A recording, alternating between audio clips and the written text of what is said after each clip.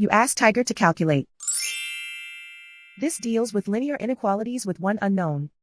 The final result is f equal or greater than 8. Let's solve it step by step.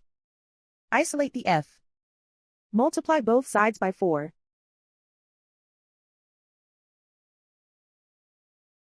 Group like terms.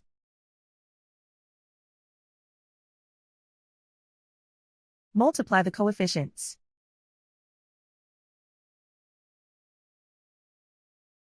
Simplify the fraction.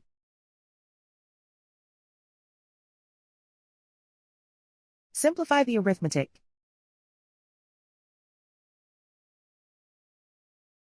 Plot the solution on a coordinate grid.